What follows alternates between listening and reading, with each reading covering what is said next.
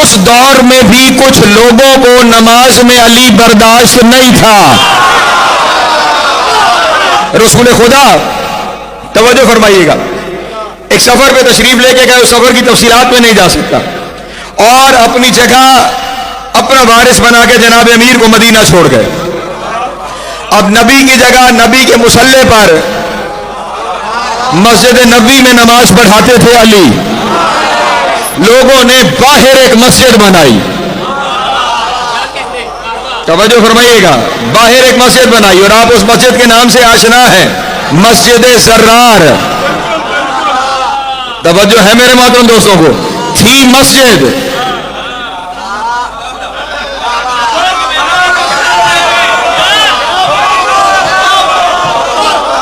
توجہ ہے, تھی مسجد بنائی خدا کے نام پر گئی, لیکن بنائی علی کے مقابل گئی. توجہ ہے, بنائی علی کے مقابل گئی. اور جب نبی اکرم واپس آئے تو گو تو وہ مسجد تھی, لیکن کسی نے بتایا کہ یا رسول اللہ مبارک ہو, مدینے میں ایک نئی مسجد بن گئی ہے. کہا فلاں جگہ پر. کہا کیا ضرورت پڑی, جب یہ میری مسجد موجود تھی تو کیا ضرورت پڑی کہ وہاں پہ مسجد بنائی گئی. کہا یا رسول اللہ کچھ لوگ علی کے پیچھے نماز پڑھنے پہ تیار نہیں تھے, اس لیے وہاں پہ الگ سے انہوں نے مسجد بنائی اور وہاں پہ نماز ہوتی ہے. توجہ اذان محترم, علی جہاں نماز پڑھاتا ہے وہاں بھی نماز ہوتی ہے. علی اس مسجد میں نماز پڑھاتا ہے, وہ بھی مسجد ہے. کہا اگر بنی علی کے مقابلے میں ہے پھر چاہے مسجد ہے گرا دی جائے.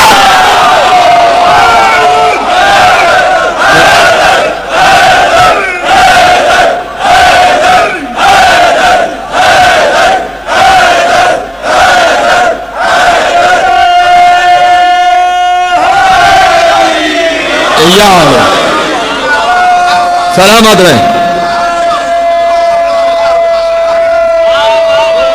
جی. اس لیے توجہ ہے میرے محترم دوستوں کی, عمل ولایت سے ٹکراتا نہیں, عمل تحت ولایت ہے, عمل نتیجہ ولایت ہے. اس لیے جو عقیدہ عرفان امیر المومنین رکھتا ہے, جو عقیدہ ولایت امیر المومنین رکھتا ہے, توجہ اذان محترم, اس کے لیے عمل زیادہ ضروری ہے. اس کے لیے عمل زیادہ ضروری ہے تاکہ زمانہ دیکھتا رہے عمل کون سا ہے.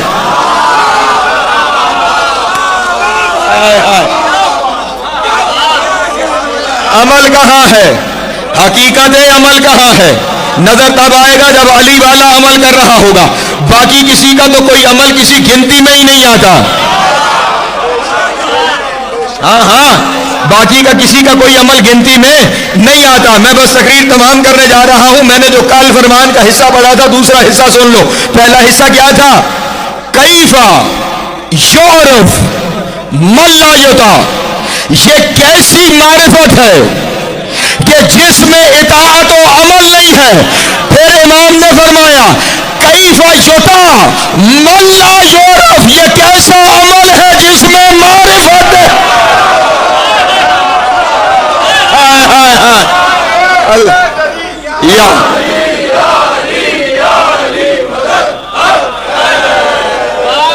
توجہ ہے میرے باتوں دوستوں کی. کیفا یطاع من لا یعرف. یہ کیسی اطاعت کر رہے ہو جس میں معرفت نہیں ہے. اس کا مطلب یہ ہوا علی کو اطاعت وہ چاہیے جس اطاعت میں معرفت ضروری ہے. معرفت کے بغیر اطاعت نہیں چاہیے اذان محترم. اس لیے سارے عشرے میں آپ کے سامنے عرفان جناب امیر کے سفر پہ چلتا رہا تاکہ کل جب عمل کیا جائے تو خبر ہو عمل ہوتا کیا ہے. اور آپ جتنے پڑھے لکھے دوست تشریف فرما ہیں, میں یہ کہہ رہا ہوں اور انشاءاللہ آپ میرے اس دعوے میں میرا ضرور ساتھ دیں گے. زیارتیں آپ اس سے پہلے بھی پڑھتے رہے ہیں, زیارات پہ جا کے اس سے پہلے بھی زیارات پڑھتے رہے, یہی الفاظ اپنی زبان سے آپ ادا کرتے رہے. اس دفعہ ان الفاظ کی تشریح ہوئی تو آپ پھر جب جائیے تو پھر پڑھ کے دیکھیے لطف کیا ہے.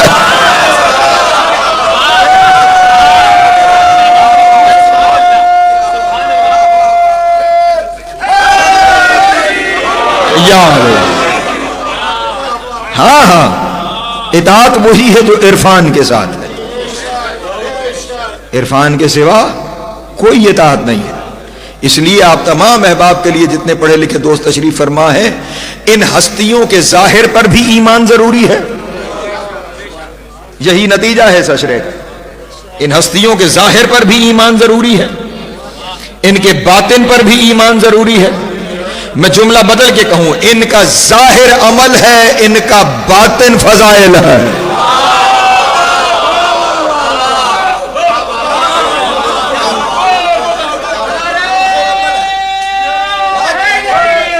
یاد سچا جی، دور سے سفر کر کے آپ آئے، یہ دونوں چیزیں اہمیت کی حامل ہیں۔ ظاہر ان کا عمل ہے، باطن ان کے فضائل ہیں۔ ظاہر ان کا ہماری ہدایت کے لیے ہے، باطن ان کا ہمارے عرفان کے لیے ہے۔ سلامت رہے مولا کو عطا فرمائے۔ اسی لیے معصوم نے سلامت رہے، ہاں ہاں اسی لیے معصوم علیہ السلام نے ارشاد فرمایا، من آمنا بالظاہر وانکر بالباطن فلم ینفعہ شیئا، وہ لوگ جو ان کے ظاہر پر ایمان رکھیں اور ان کے باطن کا انکار کر دیں، خدا ان کی کوئی چیز قبول نہیں کرے گا۔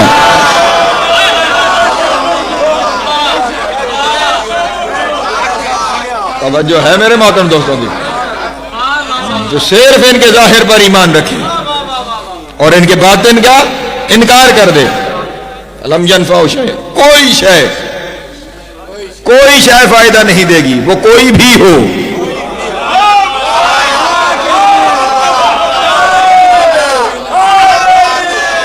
یا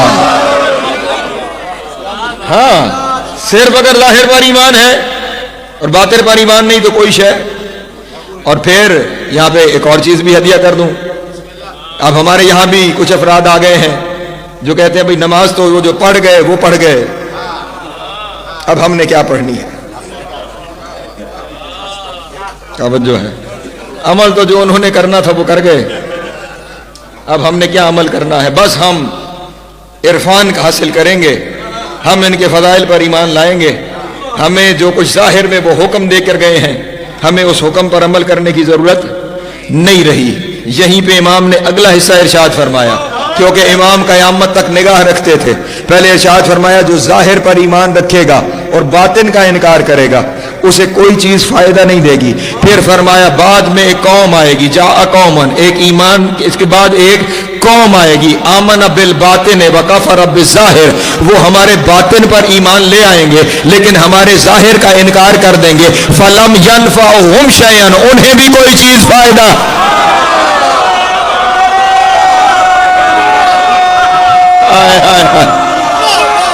سلامت رہے حیدری، سلامت رہے مولا کو ذات عطا فرمائے۔ پہنچ رہی ہے بات میرے محترم دوستوں تک؟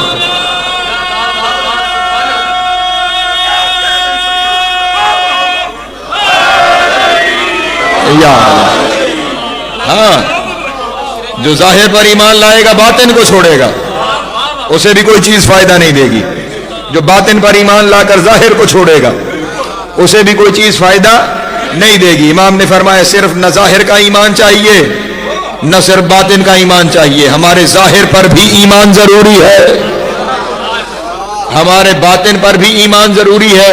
اس لیے میں نے آپ کو کہا ان کا ظاہر ہمارا باطی ہے، ان کا ظاہر ہمارا ہادی ہے، ان کا باطن اللہ کا مظہر ہے۔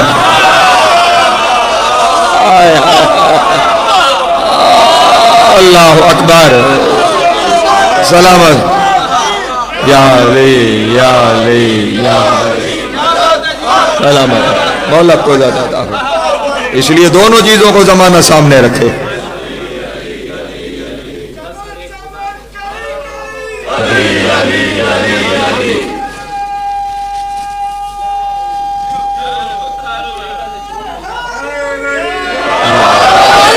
سلامت رہے مولا کو ذات عطا فرمائے۔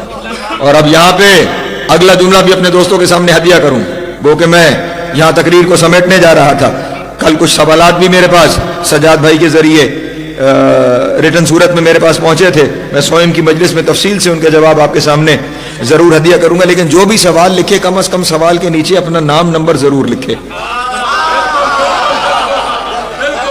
ہاں, تاکہ رابطہ بھی رہے. تو سوال میرے پاس آئے ہیں, ان سوالوں کا جواب بھی میں آپ کے سامنے سوئم کی مجلس میں انشاءاللہ ضرور ہدیہ کروں گا. لیکن یہاں پہ ایک بات ضرور گزارش کرنا چاہتا ہوں, اور یہی عشرہ مکمل ہو گیا, موضوع مکمل ہو گیا, بات مکمل ہو گئی, آپ نے محبت فرمائی.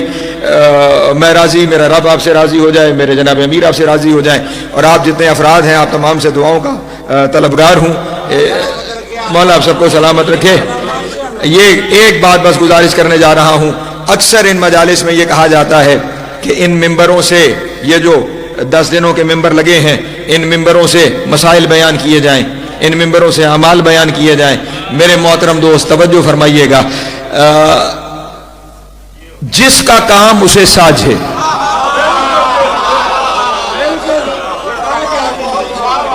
جس کا کام اسی کو ساجھے.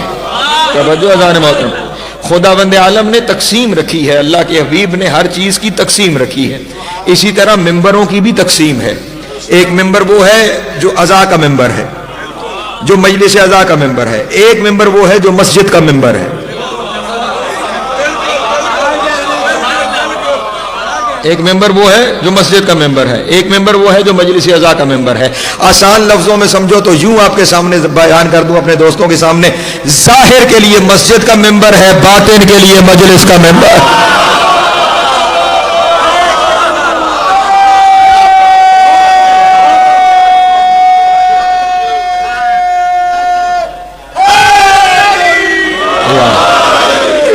توجہ ہے میرے محترم دوستوں کی. اور وہاں پہ مولا آپ سب کو سلامت رکھے, وہ جو ممبر وہاں پہ لگا ہوا ہے پورا سال وہ ممبر بھی کھلا ہے. آپ چاہتے ہیں نا آپ کے بچوں کی تربیت ہو, آپ چاہتے ہیں آپ کے گھر والوں کی تربیت ہو, آپ چاہتے ہیں آپ کو بھی اعمال کی طرف رغبت دلائی جائے.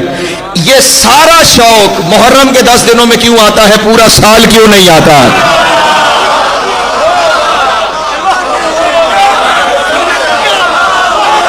سلامت رہے, مولا آپ کو زیادہ عطا فرمائے.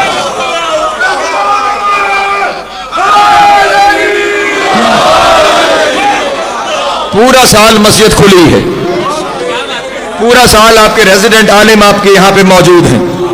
کتنی دفعہ آپ اپنے بچوں کو لے کر گئے کہ میرے بچوں کی تربیت کرو؟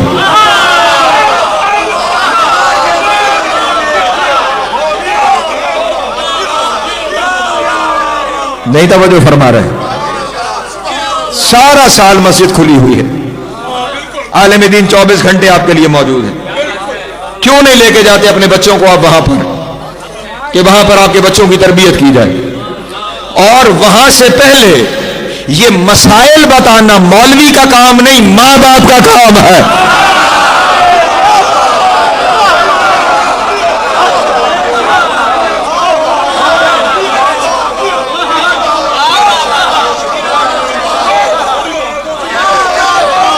سلامت ہے.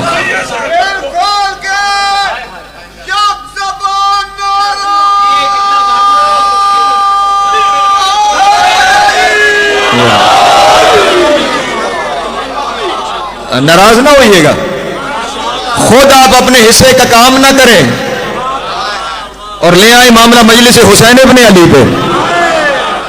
یہاں پہ تو وہی کچھ ہوگا جو اس ممبر کی ذمہ داری ہے.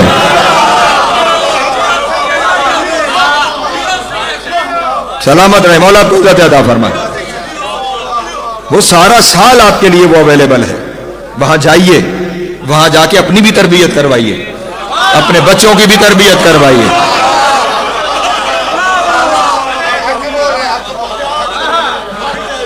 یہ 10 دن اس لیے ہیں خصوصیت کے ساتھ, یہاں زمانہ آپ سے سننے آتا ہے جنہیں مانتے ہو وہ کون ہے.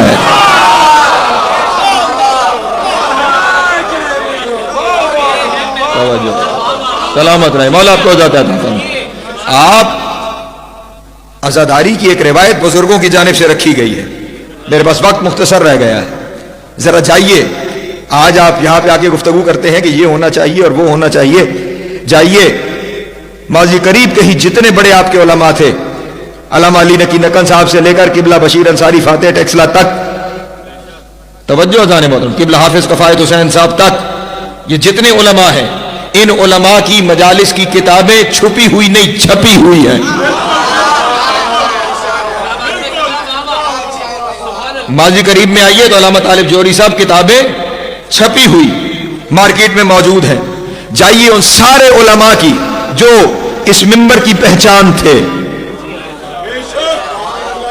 جہاں سے آپ کے خطے میں مکتب پھیلا ہے، جائیے اور ان کی جا کے مجالس کی کتابوں کو، ان علماء کی مجالس کی کتابوں کو اٹھائیے جنہوں نے حق تبلیغ ادا کیا ہے، وہ ساری مجالس کی کتابیں پڑھیے، اور پھر پڑھنے کے بعد مجھے آ کر بتائیے کہ جو کچھ آپ چاہ رہے ہیں وہاں وہ پڑھا جا رہا ہے یا جو میں پڑھ رہا ہوں وہ پڑھا جا رہا ہے۔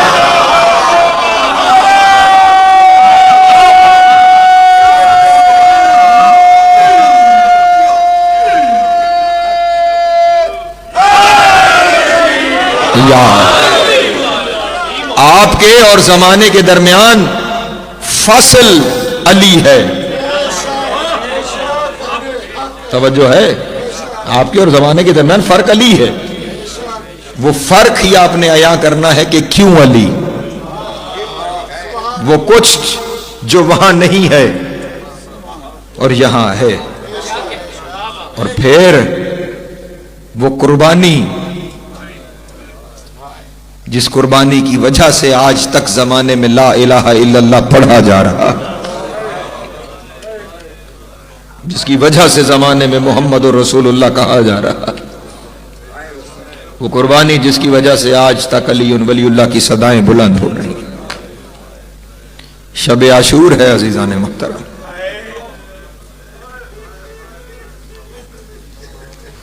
آج کی رات ہر ماں کی گود میں اس کا بیٹا موجود ہے، ہر بیوی کے پاس اس کا وارث موجود ہے، ہر بچے کے سر پہ اس کا باپ موجود ہے۔ توجہ، اسی لیے آج کی جو شام گزری ہے اسے کہا جاتا ہے شام شہیداں، لیکن کل جو شام آئے گی نہ کسی بچے کے سر پہ باپ کا سایہ رہے گا، نہ کسی بہن کا بھائی سلامت رہے گا، نہ کسی بیوی کے سر پہ وارث کا سایہ رہے گا۔ اس لیے کل کی جو شام آئے گی وہ شام غریباں۔ اجرکم اللہ، مولا آپ کی ہائے قبول فرمائے۔ زیادہ تفصیل میں نہیں جا سکتا، وقت محدود رہ گیا میرے پاس، بس وہی مصائب آپ کے سامنے ہدیہ کر سکوں گا جس مصائب کے حوالے سے آج کی شب یہاں پر برآمدگی ہوتی ہے، اور یہ مصائب اس شہزادے کا ہے جو گھٹنیوں بھی نہیں چل پا رہا۔ اجرکم اللہ، اجرکم اللہ۔ حسین کا 6 مہینے کا شہزادہ آج کی شب میں اسی شہزادے کو روئیں گے ہم۔ کربلا کے بن میں لاشیں اٹھا اٹھا کے تھک گیا حسین، ایک صدا بلند ہوئی کربلا کے بن میں، حل من ناصر ینصرنا، ہے کوئی میری مدد کرنے والا، ہے کوئی نبی کی بیٹیوں کی چادریں بچانے والا۔ اس صدا کا بلند ہونا تھا کہ خیام حسینی میں کوہرام بپا ہوا، گریے کی صدائیں اتنی بلند ہوئیں کہ صدائیں حسین کے کانوں تک آئیں۔ میرے مولا حسین فوراً اپنی جگہ سے اٹھے اور خیام کے دروازے پر پہنچ کر کہا، بیبیو ابھی تو میں زندہ ہوں،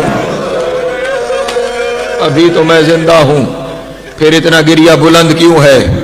عالیہ بی بی نے خیمے کے اندر سے آواز دے کے کہا، حسین ایک دفعہ خیمے میں آ اور پھر دیکھ کہ بیبیوں کی صدائیں کیوں بلند ہیں۔ آقا حسین جیسے ہی خیمے میں داخل ہوئے، قیامت کا منظر تھا، 6 مہینے کا شہزادہ کونیوں کے بال۔ اللہ اکبر، اجرکم اللہ، اجرکم اللہ، اجرو۔ کربلا کی خاک پہ چل رہا تھا، گویا کہہ رہا تھا، بابا بیٹے کے ہوتے غربت کی صدائیں بلند نہ کرو۔ اجرکم اللہ اجرکم اللہ اجرکم اللہ. مولا آپ کی ہائے قبول کرے. بیٹے کے ہوتے غربت کی صدائیں بلند نہ کرو. عالیہ بی بی نے کہا حسین جب سے تو نے صدا بلند کی ہے نا علی اصغر خود کو جھولے سے گرا لیتا ہے, خود کو جھولے سے گرا لیتا ہے. آقا حسین نے خاک سے اپنا لال اٹھایا, کپڑوں سے کربلا کی خاک کو صاف کیا اور صاف کر کے جناب رباب کی طرف کہا رباب تیرے پاس میری امانت ہے علی اصغر. اللہ اکبر. اور میرے جیتے جی کربلا کی خاک پر جناب رباب نے بھی رو کر وہی جملہ کہا آقا جب سے آپ کی صدا بلند ہوئی ہے نا اصغر بار بار خود کو زمین پہ گرا لیتا ہے. ہم گہوارے میں رکھتے ہیں اصغر پھر خود کو زمین پہ گرا لیتا ہے. کہا اچھا رباب اجازت دیتی ہو تمہارے لال کو پانی پہ لا لاؤں.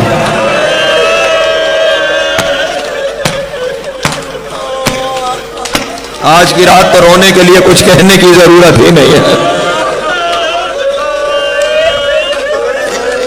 اجرکم اللہ. اجازت دیتی ہو رباب تمہارے لال کو پانی پلا لاؤں. شہزادی نے کہا آقا آپ کی امانت ہے, لے جائیے ضرور لے جائیے, یہ آپ کی امانت ہے, لیکن آقا بس اتنا کیجئے کہ جانے سے پہلے ایک لمحے کے لیے میرا لال مجھے دیجیے. اگر یہی جملہ سمجھ میں آ جائے تو شاید اس سے آگے مجھے پڑھنے کی ضرورت ہی نہ رہے. کچھ دیر کے لیے میرا شہزادہ مجھے دیجیے. آقا حسین نے اپنے شہزادے کو جناب رباب کے حوالے کیا. شہزادی پچھلے خیمے میں گئی. بس اب منظر دیکھیے گا, خیمے میں جا کر شہزادی نے علی اصغر کے خشک بالوں میں اپنے ہاتھوں سے کنگھی کی. علی اصغر کے نازنین چہروں سے شہزادی نے اپنے ہاتھوں سے خاک کو صاف کیا. اور اب مجھے معاف کرنا تبرکات والے صندوق سے ایک نیا کرتا نکالا. اجرکم اللہ. قیامت کا منظر ہے. وہ کرتا علی اصغر کو پہنایا. پھر جناب رباب نے ایک رومال لیا, اس رومال سے ایک کمر بند بنایا, وہ کمر بند علی اصغر کے حمائل کیا. پھر زہرا کی بہو نے ایک اور رومال لیا اور رومال سے ایک چھوٹی سی تلوار بنائی. اللہ اکبر. اجرکم اللہ. وہ چھوٹی سی تلوار علی اصغر کی کمر کے ساتھ حمائل کی. ایسے سجایا جیسے فوجی تیار کیا جاتا ہے, ایسے لال کو سجایا جیسے فوجی تیار کیا جاتا ہے.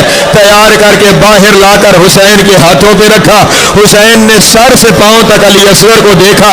علی اصغر کو دیکھ کے کہنے لگا رباب قربانی تیار کر کے لائے. رباب اجرکم اللہ اجرکم اللہ. رباب علی اصغر کو تیار کر کے لائی ہو, علی اصغر کو تیار کر کے لائی ہو. رونا ہے تو جملہ سننا, جس جملے کی وجہ سے میں نے کہا تھا ساری رات رونے کے لیے جملہ کافی ہے. اپنے لال کو تیار کر کے لائی ہو, یہ جملہ سننا تھا. شہزادی کی آنکھوں میں آنسو آئے. کہا آقا مولا وہ جب ابراہیم اپنے بیٹے اسماعیل کو لے گئے تھے نا تو لوگ آج تک کہتے ہیں کہ ہاجرہ کو پتہ نہیں تھا کہ اسماعیل قربانی کے لیے جا رہا ہے. ہاجرہ کو پتہ نہیں تھا. زمانے کو پتہ چلے میں ہاجرہ نہیں میں رباب, اور میں نے اپنا لال تیار کر کے بھیجا ہے, اور مجھے پتا ہے میرا بچہ کس سفر میں جا رہا. اجرکم اللہ اجرکم اللہ اجرکم اللہ. مولا آپ کی ہائے قبول کرے, حسین کی ماں آپ کا ماتم قبول کرے. بس حسین نے شہزادے کو لیا اور میرے مولا ادھر خیام سے نکلے, ادھر حسین خیام سے نکلے. اب ہے تو ماں نا, کربلا کی صحیح ہے تو ماں نا. پکار کے کہا آقا میدان تک جاتے میرے لال کو ایسے اٹھانا. اللہ اکبر. تاکہ جب تک آپ جاتے رہے مجھے میرے لال کا چہرہ نظر آتا رہے, مجھے علی اصغر کا چہرہ نظر آتا رہے. حسین بس اس انداز میں لے کر علی اصغر کو میدان میں پہنچے. ادھر میدان میں حسین پہنچے, ادھر سامنے والوں نے دیکھا اور دیکھ کر کہا حسین تھک گئے قرآن لے آئے ہو, حسین تھک گئے قرآن لے آئے ہو. میرا تصور کہتا ہے حسین نے کہا ہوگا سامت نہیں میں نعت قرآن لے آیا ہوں, میں نعت کے قرآن لے آیا ہوں, میں نعت کے قرآن لے آیا ہوں. اپنے لال کو اٹھا کر کہا شام والوں میرا شہزادہ 3 دن کا پیاسا ہے, تمہاری کوئی دشمنی ہے تو میرے ساتھ, تمہارے ساتھ اگر کچھ ہوا ہے تو میں نے کیا ہے. یہ میرا معصوم بچہ ہے جو 3 دن کا پیاسا ہے، جو 3 دن کا پیاسا ہے، اسے 1 گھونٹ پانی چاہیے، 1 گھونٹ پانی چاہیے، 1 گھونٹ پانی چاہیے۔ اللہ اکبر، اسے 1 گھونٹ پانی چاہیے۔ ادھر سے ظالموں نے پکار کے کہا حسین پیاس خود لگی ہے، بہانہ بچے کا کرتے ہو، بچے کو کہو پانی مانگے، بچے کو کہو پانی مانگے، بچے کو کہو پانی مانگے۔ یہ سننا تھا۔ حسین نے علی اصغر کو دیکھ کے کہا علی اصغر حجت خدا کا بیٹا ہے، حجت تمام کر، حجت تمام کر۔ یہاں 2 روایتیں ہیں، یہ کہہ کر ایک روایت یہ ہے کہ حسین نے لال کو ہاتھوں پہ اٹھایا، دوسری روایت یہ ہے علی اصغر کو کربلا کی ریت پہ لٹایا۔ لیکن اس سے اگلا منظر مشترک ہے، اور وہ مشترک یہ ہے کہ خشک لب علی اصغر نے چھوڑا ہے، خشک لب علی اصغر نے چھوڑا ہے، اور منہ ایسے کھلا۔ حمید کہتا ہے جیسے مچھلی کو پانی سے نکالا جائے، جیسے مچھلی تڑپتی ہے ایسے علی اصغر تڑپ رہا تھا، ایسے اصغر بار بار منہ کھول رہا تھا اور رو رو کے کہہ رہا تھا شام والوں میں بڑا پیاسا، اجرکم اللہ، اجرکم اللہ، مولا کی ہائے قبول کرے۔ شام والوں میں بڑا پیاسا۔ حسین نے لال کو جیسے ہی حجت تمام ہوئی لال کو سینے سے لگا لیا۔ ادھر فوج یزیدی میں لوگ منہ چھپا چھپا کر رونے لگے۔ عمر ابن سعد نے منظر دیکھا، عمر ابن سعد نے منظر دیکھا کہ لوگ رونا شروع ہو گئے۔ فوراً حرملہ کو بلایا اور بلا کر کہا حرملہ اقتا کلام الحسین، حسین کا کلام جلدی قطع کر ورنہ فوج میں بغاوت ہو جائے۔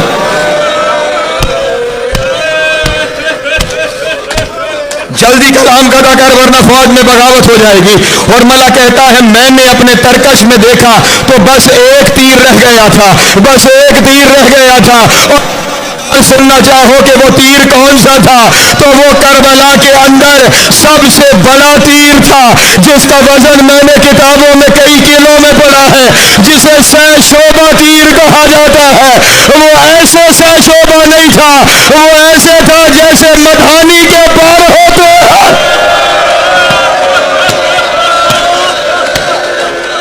اجرکم اللہ، مولا کی ہائے قبول کرے۔ جیسے مدھانی کے بار ہوتے ہیں۔ چلو اس تیر کو میں یوں تمہارے سامنے بیان کر دیتا ہوں۔ عرب کے جنگجوؤں نے قسمیں کھا رکھی تھی کہ ہم کسی جنگ میں یہ تیر کسی انسان پہ نہیں چلائیں گے، یہ تیر ہم نے جانوروں کے لیے بنایا ہے۔ جو تیر جانوروں کے لیے بنایا گیا تھا وہ تیر علی اصغر کے لیے نکالا۔ اجرکم اللہ، میرے ہاتھ جڑے ہوئے ہیں، وہ تیر علی اصغر کے لیے نکالا گیا۔ حسین نے پانی مانگا تھا، ادھر سے تیر نکالا گیا۔ ایک لمحے کے لیے میری طرف دیکھو گے نا تو مصائب کا منظر سمجھ میں آئے گا۔ جانتے ہو 6 مہینے کے بچے کو کتنا پانی چاہیے؟ میری طرف دیکھ لینا۔ جانتے ہو 6 مہینے کے بچوں کو کتنا پانی چاہیے؟ ماں گھونٹ سے نہیں پلاتی، ماں پانی میں انگوٹھے کو تر کرتی ہے، بس یہ انگوٹھے کے ساتھ جتنا پانی آیا ہے اتنا پانی کافی ہوتا ہے 6 مہینے کے بچے کی پیاس بجھانے کے لیے، لیکن اتنا پانی نہیں دیا گیا۔ ادھر سے تیر چلایا گیا، ادھر تیر چلا، ادھر ماں کی آواز آئی اصغر ہوشیار، اصغر تیر حسین کو نہ لگے۔ تیر آیا علی اصغر کے گلے میں لگا، ایک کان سے دوسرے کان تک رباب کا جانی شفا ہوگا۔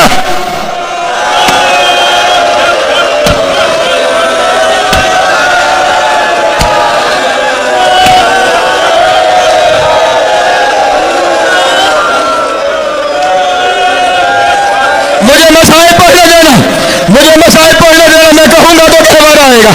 مجھے مسائل پڑھنے دینا۔ علی اصغر کے گلے میں تیر لگا، تیر حسین کے بازو میں پیوست ہو گیا۔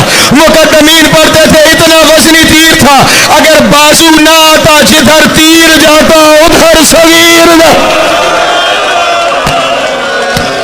اجرکم اللہ، امام صادق نے فرمایا، امام صادق نے فرمایا ذبح من الاذن الى الاذن، ایک کان سے دوسرے کان تک رباب کا جانی شفا ہو گیا۔ حسین نے علی اکبر کی برسی نہیں نکالی، اصغر کا تیر، اصغر کا تیر حسین نے نکالا۔ اب ذبح ہوا بیٹا لے کر، شب عاشور ہے پڑھنے دینا، ذبح ہوا بیٹا لے کر حسین خیام کی جانب چلے۔ 10ویں محرم کے اعمال میں ایک عمل ہے اور وہ عمل آپ کرتے ہوں گے۔ وہ عمل کیا ہے؟ 7 دفعہ آگے جاتے ہیں، 7 دفعہ پیچھے آتے ہیں، رجن میں قضائے ہی و تسلیم امرے۔ جانتے ہو یہ عمل کیا ہے؟ حسین جب بیٹا اٹھا کے خیمے کے دروازے پہ پہنچے، خیال آیا ماں سے لایا تھا پانی پلانے۔ اللہ اکبر۔ اب ذبح ہوا بیٹا ماں کو کیسے ملاؤں؟ 7 دفعہ حسین آگے گئے، 7 دفعہ حسین پیچھے آئے۔ اب خیمے سے آواز آئی مولا میں رباب، مولا میں حاجرہ نہیں میں رباب، اور میرے بچے کو مجھے دے دو، میں اپنے لال کو،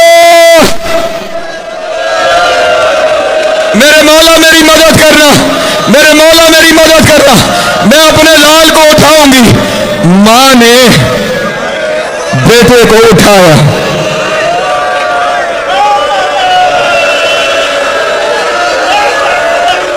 غور سے دیکھ کر بڑھ اتنا کہا آقا حسین اتنے بچوں کو بھی تیر مارے جاتے ہیں؟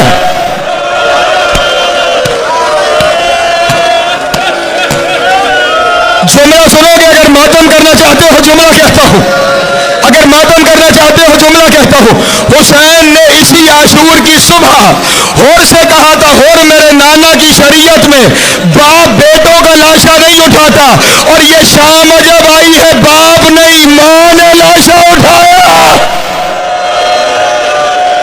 اللہ اکبر، اجرکم اللہ، ماں نے لاشا اٹھایا ہے، ماں نے لاشا اٹھایا۔ اور اب آقا حسین نے کہا، آقا حسین نے کہا رباب تو لاشا اٹھا میں قبر بناتا ہوں۔ ہائے ہائے، رباب تو لاشا اٹھا میں قبر بناتا ہوں۔ حسین نے ذوالفقار نکال کے کربلا کے بان میں قبر بنانا شروع کی۔ تلوار سے آواز آئی مولا تیرے بچوں کی قبریں بنانے تو نہیں آ، تیرے بچوں کی قبریں بنانے تو نہیں آئی تھی، بس قبر تیار ہوئی۔ حسین نے بیٹے کو لے کر کربلا کی گرم زمین میں حسین نے بیٹے کو رکھا۔ اب مجھے معاف کرنا، کربلا کی گرم ریت پہلے قدموں پہ ڈالی، پھر کربلا کی گرم ریت علی اصغر کے سینے پہ ڈالی۔ ادھر علی اصغر کا چہرہ آیا، حسین نے پوچھ کر لی، پیچھے سے ریت اصغر کے چہرے پہ ڈال کے کہا او میرے لال تیرا چہرہ کربلا کی گرم ریت کے قابل۔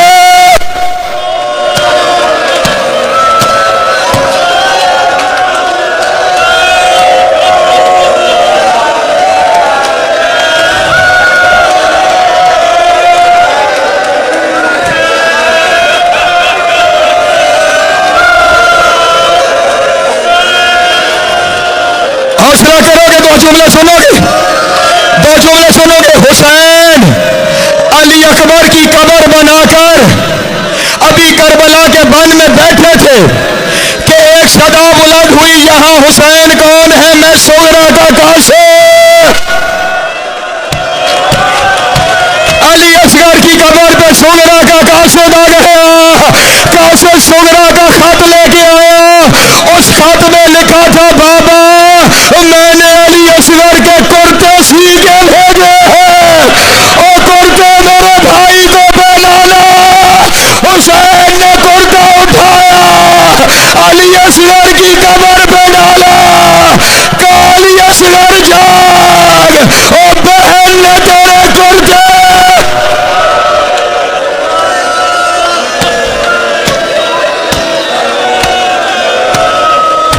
جھولا بس قریب لیتے آؤ، مجھے ایک جملہ کہنا ہے۔